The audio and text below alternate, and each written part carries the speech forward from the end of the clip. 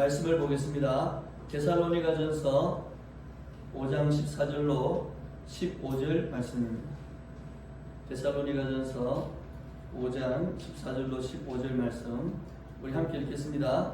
또 형제들아 너희를 권면하노니 흉 없는 자들을 권면하며 마음이 약한 자들을 안위하고 힘이 없는 자들을 붙들어주며 모든 사람을 대하여 오래 참아라.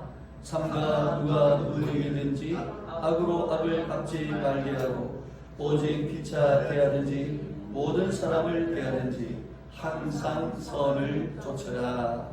아멘. 오늘 말씀의 제목은 오래 참음의 열매 맺기. 오늘 마지막 시간이죠. 오늘 주제는 모든 사람을 대하여 오래 참는 이 오래 참음의 열매를 맺읍시다. 자, 우리 첫 번째로 14절 말씀을 우리 함께 읽었으면 좋겠는데, 여러분 5월달에 우리가 오래 참음의 열매 맺자고 했죠. 5월달은 좀 많이 참으신 것 같습니까? 예? 참으신 것 같아요. 참음의 열매를 맺자고 설교를 했는데 참아야 될 거 아닙니까? 저도 많이 참았습니다. 많이 참으니까 좀 좋은 것 같아요. 뭐가 좋을까요? 마음이 좋은 것. 마음이 좋으면 몸도 좋아지죠. 그래서 여러분 심령을 선하게 가져가시길 축복합니다. 오늘 본문은 여러분 잘 아시다시피 데살로니가 교회 사도 바울이 보낸 편지죠. 데살로니가 전서는 이 데살로니가 교회가 사도 바울이 오래 머물면서 그 사역을 하지 않았습니다. 개척을 하긴 했는데 세워놓긴 세워놨는데 얼마 안 있다가 바로 고린도로 가버렸습니다. 그래서 이 데살로니가 교회 교인들은 사실은 바울하고 그렇게 긴 시간을 못 가졌어요. 그리고 바울도 충분히 가르치지 못했습니다. 그래서 이 데살로니가 교회 편지를 보낼 때 조금 기본적인 진리를 많이 얘기했습니다. 성도로서 어떻게 살아야 되는지, 예수 믿는 게 뭔지. 근데 이제 문제가 뭐냐니까 그 당시에 여러분 예수님이 곧 오시리라 마라나타 이렇게 인사했다고 그랬잖아요. 근데 이 데살로니가 교회들이 이제 이 재림에 대해서 깊이 설명을 안 듣고 바울이 가버리려니까 예수님이 내일 오실라나? 내일 오시는 거 아닌가? 이런 느낌을 가지고 있어요. 그러니까 예수님이 빨리 오실 것 같은데 언제 오시지? 이런 좀 긴박감에 살았던 것 같아요. 그러다 보니까 이 재림의 문제 때문에 좀 불안해하는 성도들이 많았다고 해요. 특별히 고난을 받고 핍박을 받는 성도들을 보니까 더 불안한 거예요. 왜? 그 사람은 핍박받고 죽기도 하는데 나는 뭐야? 고난 안 받잖아. 혹시 또 피하는 사람이 있을 수도 있잖아요. 그러니까 내일 주님 오시면 어떡하지? 내가 구원 못 받는 거 아닌가? 이런 불안감. 그래서 성도의 죽음을 보면서도 두려워하고 자신을 보면서도 주님이 내일 오시면 내가 어떻게 주님을 맞이하지? 이런 불안감이 있었다는 거예요. 여러분 불안하지 않으세요? 여러분 담대하시죠? 내일 주님 오셔도 여러분 오 주여 어서 오시옵소서 이럴 수 있죠? 하나도 그리 힘이 없죠? 예수님이 내일 오시면 아니 지금 오후에 우리가 이제 가려고 하는데 예수님이 갑자기 구름을 타고 확 임하시면 여러분 어떻게 하실래요? 야 빨리 오후에 드리자 그러겠어요? 이런 작은 불안감부터 시작해서 그 당시에는 굉장히 불안했다. 왜? 예수님이 가신 지 얼마 안 됐기 때문에. 그래서 이런 재림에 대해서 좀 불안해하는 성도를 위해서 이런 데살로니가 전서를 보시면 재림에 관한 진리가 많이 드러나 있습니다. 자, 오늘 저는 이 데살로니가 교회에 짧게 사역했던 사도 바울이 개척한 지 얼마 되지 않은 이 데살로니가 교회를 향해서 주셨던 말씀. 그래서 이 말씀이 오늘 우리 예주교회에 좀 많이 적용되는 말씀이 아닌가 그런 생각을 해봅니다. 우리 교회도 이제 시작된 지가 6개월 정도밖에 되지 않았죠.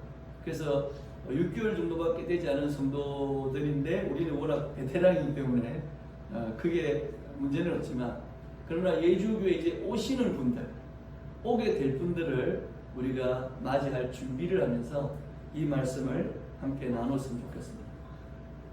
자, 14절 말씀 같이 읽겠습니다.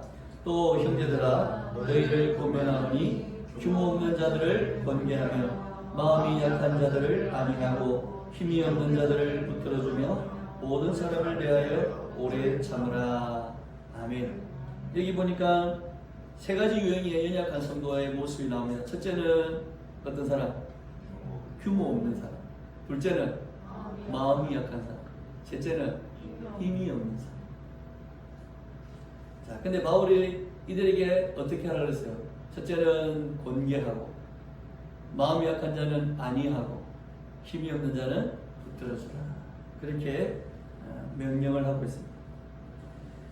시작된 지 얼마 안 되는 교회에 나오는 성도들은 참 그야말로 다양합니다. 이유도 목적도 다 다양합니다. 여러분 개척교회 안 해보셨죠? 네. 저는 24살 때 한 전도사님과 개척교회를 시작한 적이 있습니다. 15년을 넘게 그 교회를 섬겼습니다. 처음에 우리가 개척을 했는데 3개월이 지나도 저밖에 없는 거예요. 그래서 제가 전도사님 저 더 이상 못하겠어요. 저 그냥 다른 교회 갈래요. 그러니까 전도사님이 얼마나 황량했겠어요. 성도라고는 청년 하나밖에 없는데 이 청년마저 떠나려고 하니까 전도사님 억장이 무너지지 않겠습니까? 그래서 저를 붙들고 몇 시간을 이야기를 하는 거예요. 있어야 된다고, 같이 해야 된다고, 니 없으면 안 된다고. 그래서 제가 한 3시간 강의 듣고 다시 주저앉았습니다. 그리고 제 주위에 있는 분들을 만나기 시작했습니다. 이제 교회를 다녔지만 지금은 교회를 안 나가시는 가까운 분들을 만나기 시작했습니다. 그리고 전도사님도 소개된 분들, 먼 이제 시골에서 올라오셨는데 교회를 못 떠나신 분들 만나기 시작했습니다. 그리고는 한 분씩 오기 시작했습니다. 그리고 우리가 10명이 되면 이렇게 전세를 한 채 얻어서 예배당 건물로 나가자. 그래서 전도사님 첫째 애까지 포함해서 10명이 된 거예요. 그래서 이제 이 건물을 얻었어요. 얻어가지고 막 합판 사가지고 저희들이 다 작업해가지고 칸막이 치고, 그 다음에 의자 있죠. 의자 살 돈이 없어가지고 이런 코카콜라 플라스틱 파란 의자 있지 않습니까? 그거를 한 40개 얻어와가지고 그거를 쫙 깔고 코카콜라 마크에는 그 청테이프 붙여가지고 가리고, 책상이 이제 없잖아요. 책상은 이제 합판 사가지고 합판 잘라가지고 이렇게 책상을 만들어가지고 그렇죠. 그렇게 했었습니다. 그때 우리 꿈이 컸어요. 그 꿈이 뭔지 압니까? 교회를 세우는 꿈이 세상에서 가장 모순이 작은 교회를 만들자. 하나님의 위대한 교회를 세워서 꿈이 부풀었습니다. 청년들도 있고, 네. 그때 제 나이가 24살이니까 겁이 있었겠습니까? 네. 그때는 쇠도 씹어먹을 나이 아닙니까? 노가다 하면서 교회 재정 보태고 그랬던 참 많은 추억이 있지만 재밌는 게 그때는 돈이 없으니까, 여러분 토스트 아시죠? 마산에 저 창동에 부림시장에 골목 가면 리어카를 쫙 깔아놓고는 한 리어카드마다 토스트를 구워줘요. 근데 그 토스트가 1,000원짜리예요. 그 1,000원짜리 토스트가 꽤 이렇게 두꺼워요. 그래서 그거 하나 먹으면 한 끼가 돼. 그래서 청년 한 명을 데리고, 그때 노호균이라고 청년이 있었습니다. 그 청년을 데리고, 야, 우리 밥 먹으러 가자. 어디요? 저 부림시장에 가자. 그래가지고 석전동에서 부림시장까지 걸어서 가가지고 그 1,000원짜리 토스트 하나 먹으려고. 왜? 버스비도 없었기 때문에. 걸어가가지고 토스트 하나 먹고 부림시장을 활보하면서 뭐 먹으면서? 토스트 하나 먹으면서 그리고 다시 교회로 돌아오고. 주일마다 점심을 먹어야 되는데 매주 주일 점심 메뉴가 라면이에요. 라면. 근데 어느 날인가 직장을 다니는 청년이 온 거예요. 이 직장 다니는 청년이 라면을 먹다가 그러는 거예요. 밥 좀 먹읍시다. 그래가지고 그 주부터 밥을 했어요. 그래서 이 청년이 너무 기뻐가지고 자기가 짜장밥을 해주겠대요. 그래서 자기가 그 까만 장 있지 않습니까? 그걸 사와가지고 짜장을 막 만들어가지고 우리가 처음으로 교회 개척하고 처음으로 짜장밥을 먹었어요. 짜장을 막 우리가 밥을 먹는데 얼마나 죽겠는 거야. 말을 못하겠고 자기는 그렇게 정성을 들여가지고 이 성도들 먹일 거라고. 근데 제가 먹는데 제가 웬만해가지고 음식 불평을 안 하는 사람인데 어떤 걸 먹어도 저는 그냥 웬만하면 맛있다 이렇게 얘기하는 사람인데 와 얼마나 그 장이 짠지 저것보다 먹다가 물만 계속 마시고 그래서 찬청님이 또 진짜 너무 짜다고 그런 시절이 있었어요. 그때는 저희들이 꿈이 컸습니다. 근데요 개척교회 저는 개척교회 간판을 달면 정말 대단한 사람들이 올 줄 알았어요. 유능하고 똑똑하고 돈도 많고 권세도 있고 이런 사람들이 교회를 한번 세워보려고 막 몰려올 줄 알았어요. 근데 오는 사람들마다 어떤 사람인 줄 압니까? 알코올 중독에 뭐 또 집에서는 외면당해가지고 집도 못 들어가는 청년들, 직장 가면 한 달도 못 버티는 청년들, 심지어는요 가방을 큰 가방을 들고 키가 큰 사람이 시커먼 사람이 전도사님 목사님 이러면서 교회 들어오는 거예요. 누군지 아세요? 이성원 집사라고 했어요. 덩치가요. 이 사람 대구 사람이에요. 여러분 대구 동성로 아시죠? 대구 동성로파의 행동대사입니다. 근데 이 사람이 이제 자기 파의 후배가 두드리 맞고 가서 복수를 해준 거야. 복수를 해줬는데 이 사람이 힘이 너무 좋으니까 칼을 들고 왔는데 찔렀는데 힘이 너무 좋아가지고 그냥 이제 겁을 주려고 칼을 찔렀는데 힘이 너무 좋아가지고 이 갈비뼈를 부러뜨리면서 칼이 들어간 거예요. 너무 큰 상해를 입은 거야. 그래가지고 진주교도소에서 4년을 살다가 나왔어요. 이제 4년 살고 출소를 했는데 어딜 가야 돼? 감옥에서 막 교회를 하는 거야. 그러니까 개척교회가 다 있으면 교회를 찾아오는 거야. 가방을 놓고 시끄럽고 제가 진주교도소에서 4년 동안 복역하고 출소했습니다. 그분이 거기서 집사가 됐어요. 정말 혼란스러웠습니다. 제가 이 원대한 꿈을 꾸고 교회를 개척했는데 오는 사람들마다 이게 뭐냐? 그래서 제가 물었어요. 도대체 하나님 이게 뭡니까? 아니 하나님이 위대한 교회를 세우려고 그러는데 오는 인간들마다 왜 이런 인간들을 뭡니까? 이러면서 제가 개척교회 오는 성도들은 다 이유가 있습니다. 나름 목적이 있습니다. 그리고 매우 다양합니다. 그 다양한 성도들을 우리가 어떻게 이제 맞이하고 그들을 섬겨야 될까? 오늘 이 말씀을 통해서 우리가 확인을 좀 했으면 좋겠습니다. 자, 첫째로 규모 없는 자들이 개척교회에 오게 됩니다. 알겠습니까? 규모 없는 자가 무슨 말인 줄 모르시죠? 데살로니가후서 3장 11절 같이 읽읍시다. 우리가 들은 너희 가운데 게으르게 행하며 도무지 일하지 아니하고 이를 만들기만 하는 자들이가 있다 하니. 규모 없는 자가 어떤 자라고요? 게으르고 일 안 하고 또 일을 만들기만 하는 사람들. 이런 사람들 교회에 있습니까 없습니까? 있습니다. 이런 사람들 교회 옵니다. 네. 교회 뭐 일하자 이러면은 어디 간지 몰라. 사람이 없어. 연락해도 전화를 안 받아. 일 다 끝났어. 간식 먹을 때쯤 되면 뭡니까? 귀신같이 나타나. 그러고는 하는 말이 이거 왜 이랬어요? 이거 이러면 안 되는데? 왜 이렇게 했지? 막 먹으면서 다음에는 우리 이거 말고 저거 합시다. 그런 사람이 있어요. 참 한 대 쥐어가고 싶은데 그런 사람이 데살로니가 교회도 있었다 없었다? 있었다. 참견, 영어 번역에는요 참견 잘하는 사람이 이렇게 번역했어요.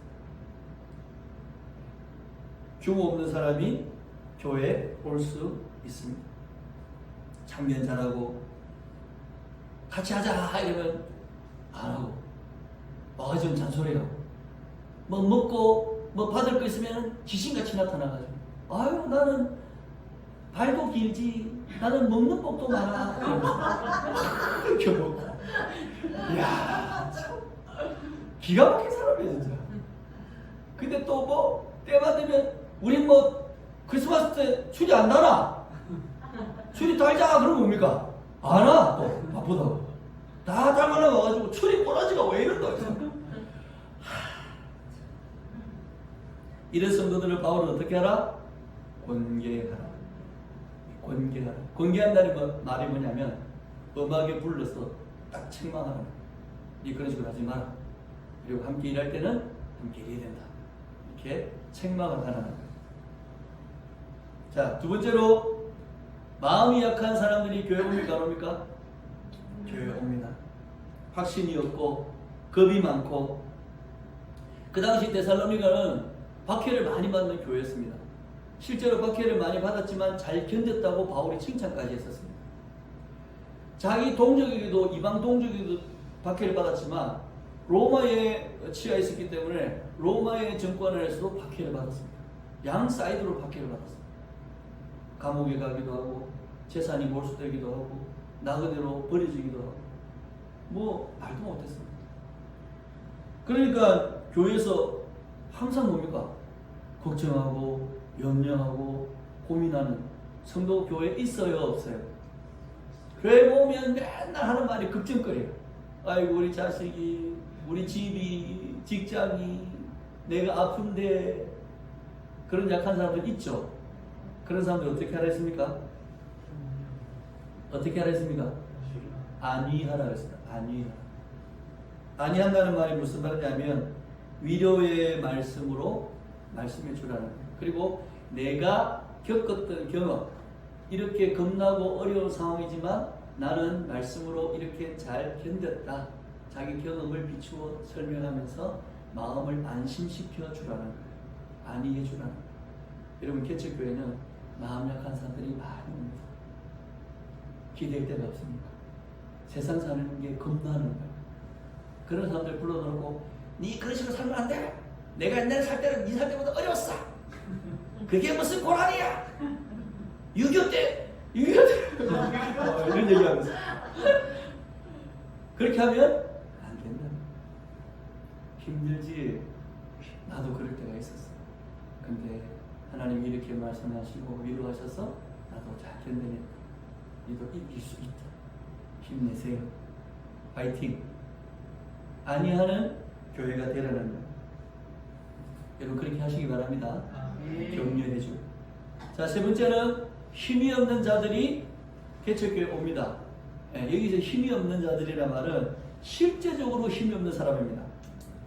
우리가 말하는 재정적으로 아주 열악한 사람들, 빈곤한 사람들, 질병이나 지식이나 또 지혜 이런 부분에서 굉장히 약한 사람들 이런 게 있습니까 없습니까? 있습니다. 저희 예주교회도 제일 먼저 찾아온 손님은 재활센터에서 노숙자로 살다가 정상적으로 살기 위해서 재활센터에서 일하는 사람이 뭡니까? 휴지 팔라고 우리 교회 왔어요. 그런 실제적으로 힘이 없는 사람들이 많이 있습니다. 우리 사회에는. 그런 사람들이 개척교회를 찾아온다는 거예요. 늘 갑질을 당하는 사람, 늘 을로 사는 사람. 을로 살면 어때요? 웃음밖에 안 나오죠. 큰 소리 한번 제대로 못 치고 늘 무슨 일을 당할 때마다 손해보는 자리에 있는 사람, 이런 사람들이 개척교회 온다는 거예요. 데살로니가 교회도 있었다는 거예요. 아마 굉장히 많았을 겁니다. 그 당시 초대교회를 이뤘던 사람들은 대부분 노예였고 종이었고 천민들이었습니다. 그런 사람들을 어떻게 해주라 했습니까? 오늘 말씀 보니까 붙들어주라. 붙들어주라. 이 붙들어주라라는 의미는 뭐냐면 실제적으로 강한 팔로 그들을 인도하라 이 말입니다. 재정적으로 후원해 주라는 겁니다. 그들이 혼자가 아니라는 걸 알게 해주라는 겁니다. 중요한 말씀입니다. 힘이 없는 사람들은 교회가 그들을 맞이할 때에 우리는 그들을 정말 강한 팔로 안아줘야 돼요. 여러분, 우리 교회 그런 사람 올 수 있습니다. 재정적으로 실제적으로 도와줘야 돼요. 그리고 그들이 혼자가 아니라는 걸 확인시켜줘야 됩니다. 함께 해줘야 됩니다. 그게 데살로니가 교회의 규모 없고 마음이 약하고 힘이 없는 자들의 모습이었고, 바울은 이 데살로니가 교회가 그런 사람들이 올 때 권계하고 또 안위하고 붙들어주라 이렇게 권면하고 있습니다. 우리 예주교회가 그런 사람들을, 규모 없는 자들을 불러서 또 책망할 수도 있고, 그죠? 그리고 약한 자들에게 위로와 격려를 줄 수도 있고, 힘이 없는 자들을 붙들어주면서 당신은 혼자가 아닙니다, 그렇게 확인시켜주는 그런 예주교회가 되었으면 좋겠습니다. 자, 그리고 이제 14절 마지막 부분에 뭐라고 되어 있습니까? 모든 사람을 대하여 뭐하라? 오래 참으라. 자, 오래 참으라. 우리 올 한 달 동안 했죠. 이 오래 참으라를 번역하면요, 오랫동안 고통을 당하다, 이렇게 번역할 수 있답니다. 오랫동안 고통을 당하다. 여러분, 성도를 위해서 오래 참는 열매를 맺는 사람은 오랫동안 뭘 당합니까? 고통을 당하죠. 고통을 당하죠. 맞아요. 여러분, 규모 없는 사람 딱 불러서 따끔하게 말하면 확 바뀌어가지고 열심히 일합니까? 절대 그렇지 않습니다. 불러놓고 얘기하면 그때뿐입니다. 제대로 하지도 않습니다. 또 불렀어. 그래서 이 권계하고 안위하고 붙들어주는 건요, 동사인데 계속 하라는 겁니다. 계속. 자, 계속 하게 되면 더 많은 시간 동안 그것을 하는 사람은 뭐예요? 고통이 더해지는 거예요. 그러니까 성도로 인하여 오랫동안 고통을 당하라라고 그렇게 말씀하고 있습니다. 자, 여기에 교회 비밀이 있습니다. 오래 참음의 이 열매, 이것은 누구의 속성입니까? 하나님의 속성입니다. 오래 참는다는 것, 한 영혼을 위하여 내가 오랫동안 고통을 당하는 것은 하나님의 마음입니다. 하나님의 모습입니다. 여러분, 출애굽기 34장 6절을 같이 읽겠습니다. 여호와께서 그의 앞으로 지나시며 선포하시되 여호와라 여호와라, 자비롭고 은혜롭고 노하기를 더디하고 인자와 진실이 많은 하나님이라. 아멘. 시편 103편 8절도 같이 있습니다. 여호와는 긍휼이 많으시고 은혜로우시며 노하기를 더디하시고 인자하심이 풍부하시도다. 아멘. 긍휼이 많으시고 불쌍히 여기시고 은혜를 베푸시고 썩내지 않는 노하기를 또 참으시고 그럼 뭐가 더해져요? 고통이 더해지죠. 하나님이 그런 분이라는 거예요. 오랫동안 하나님은 인생을 인하여 고통을 당하셨어요. 하나님은 인생의 죄 때문에 오랫동안 고통을 당하셨어요. 이 죄 문제를 해결해 주시기 위해서 하나님은 이스라엘 백성들에게 선지자를 계속 보냈습니다. 근데 이스라엘 백성들이 어떻게 했습니까? 선지자의 말을 들었습니까? 안 들었죠. 쫓아내고 감옥에 넣고 죽이기까지 했습니다. 그래서 하나님이 나중에는 누굴 보냈습니까? 아들을 보냈습니다. 아들 보내면 좀 말 듣겠지. 아들 보냈습니다. 근데 아들 보내니까 어떻게 했습니까? 야, 이 아들만 죽으면 하나님의 것이다, 우리 것이 되지 않느냐고 아들을 죽여버렸습니다. 여러분, 자신의 사랑하는 독생자 예수 그리스도께까지 아끼지 않고 우리에게 주시면서 고통을 당하셨던 분이 누구라고요? 하나님, 우리 아버지십니다. 아멘. 인생은 여전히 지속적으로 하나님의 마음을 아프게 하지만 하나님은 그 인생을 절대로 포기하지 않으십니다. 오래 참으십니다. 따라합시다. 하나님은 나를 위해 오래 참으십니다. 여러분 출애굽기 3장 13절로 14절을 보면요, 모세가 하나님을 만나는 장면이 나옵니다. 근데 모세가 이렇게 묻습니다. 내가 이스라엘 자손한테 가서 뭐라고 합니까? 너희 조상의 하나님이 나를 너에게 보냈다 하면 그들이 나한테 물을 거 아닙니까? 그 이름이 뭔데? 그 이름이 누구냐? 이렇게 물을 거다. 그럼 내가 그들한테 뭐라고 얘기할까요? 하나님이 이런 대답을 합니다. 우리 같이 읽읍시다. 하나님이 모세에게 이르시되 나는 스스로 있는 자이니라. 나는 스스로 있는 자이니라. 여러분, 이스라엘 백성이 몇 년을 고통받았어요? 애굽에서 400년 긴 세월이었어요. 세대를 지나 어마어마한 긴 세월 동안 고통을 받았어요. 하나님이 원망스러웠겠어요? 안 원망스러웠겠어요? 원망스럽겠죠. 여러분, 우리가 병이 들어가지고요, 1년만 병원 생활해도요, 고마 하나님이 고마 안 빕니다. 400년을 고통받았던 이스라엘 백성, 하나님이 우리에게 관심은 있나? 신경을 쓰시나? 보고는 계시나? 그런 상황입니다. 그 모세가 와가지고 너희 조상의 하나님이 나를 너한테 보냈다 이러니까, 누군데? 그 하나님이 누군데? 이름이 뭔데? 이름이 묻는다. 굉장히 반항적인 거죠. 모세도 이스라엘 백성들의 상황을 아는 거죠. 근데 하나님의 대답이 뭡니까?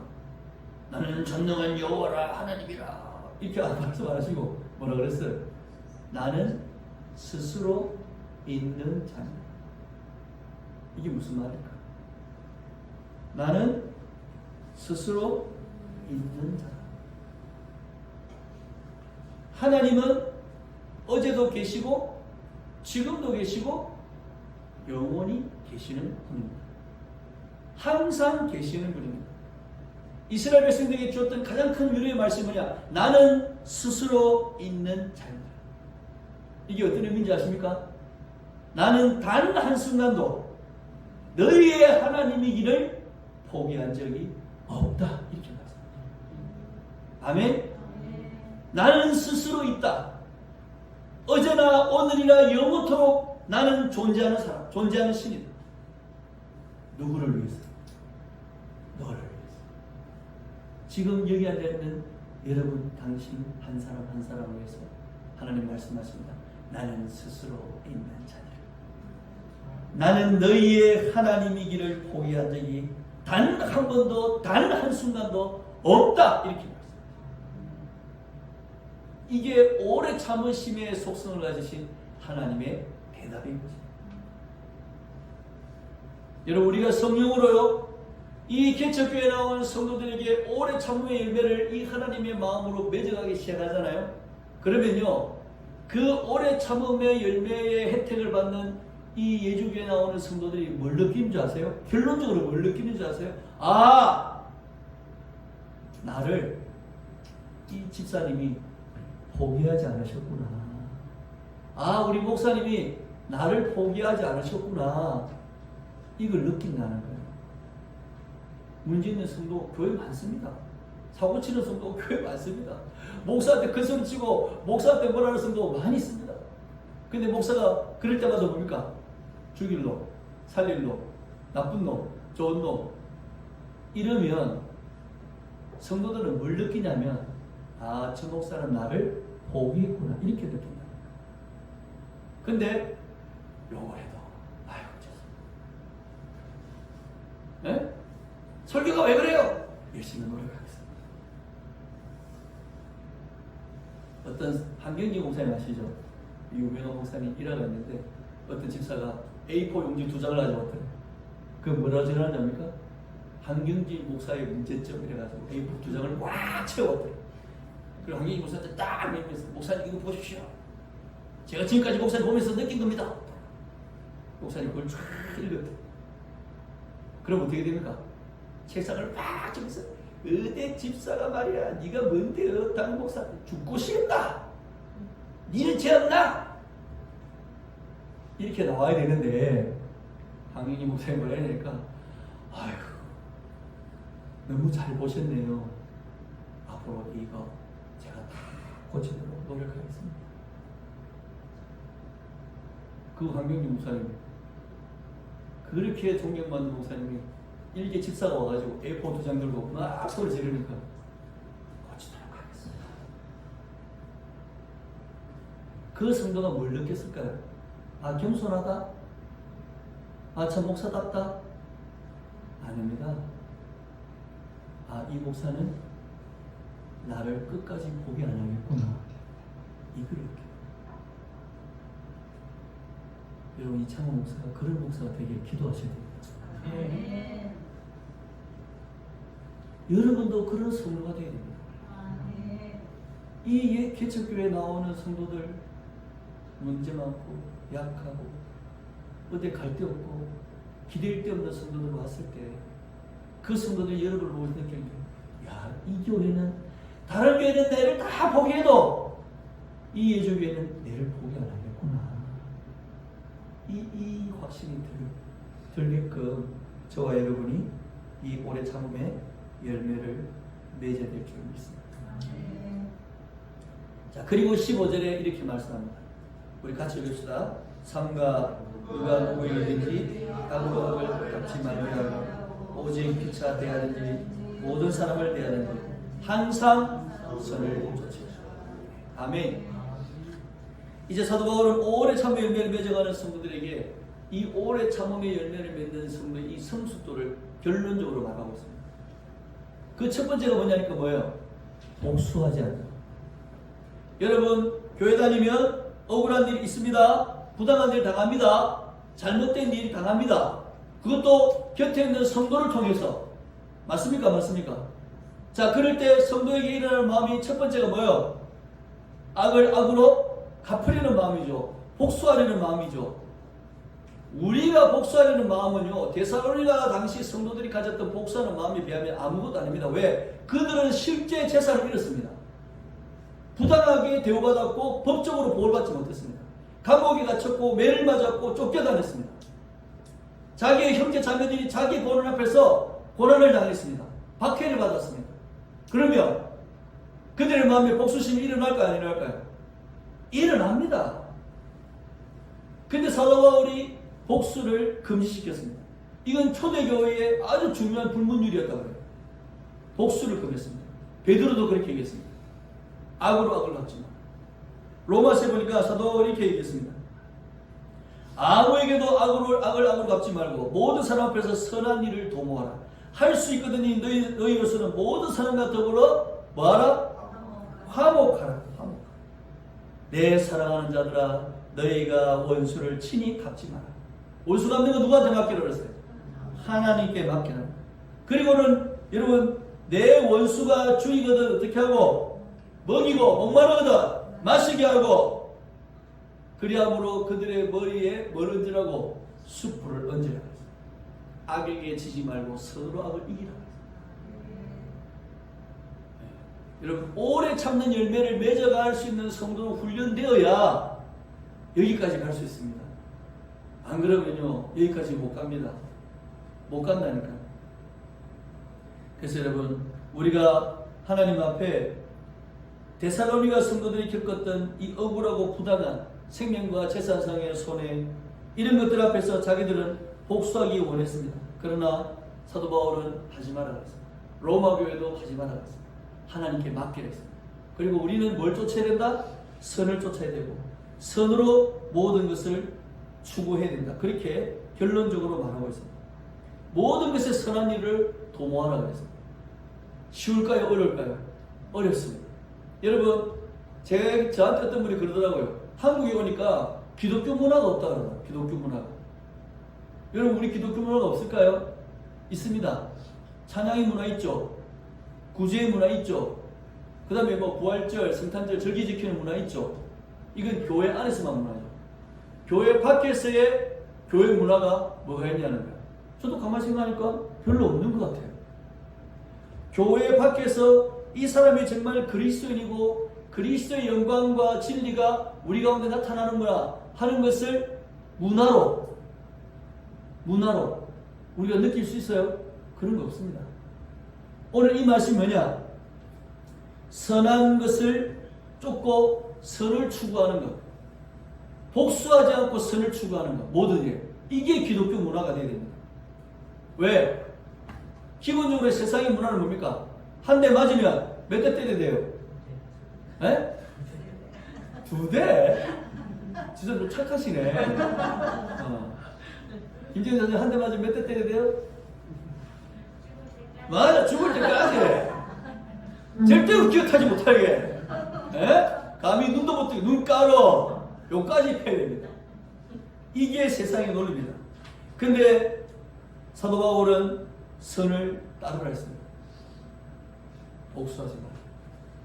만약에 여러분 이 땅의 천만 기독교인들이 자기들이 사회에서 받는 모든 어려움과 억울함에 대해서 복수하지 않는 천만의 성도가 만약에 있다면, 그게 기독교인이 사는 문화라고 만약에 말한다면 대한민국은 어마어마한 변혁을 겪을 겁니다. 근데 우리는 안타깝게도 그렇지 못합니다. 그래도 예수 믿으니까 2대만 지어봐라. 아이고 그래도 목사들이니까 1대만 지어봐라. 이게 우리 모습. 여러분, 예주교회는 선한 일을 도모하는 교회가 되시기를 축복합니다. 모든 사람을 대할 때에 항상 선을 쫓고 선을 추구하는 그런 교회가 되었으면 좋겠습니다. 그래서 제가 여러분에게 드리는 올해 청음의 열매 마지막 시간에 말씀 제가 읽겠습니다.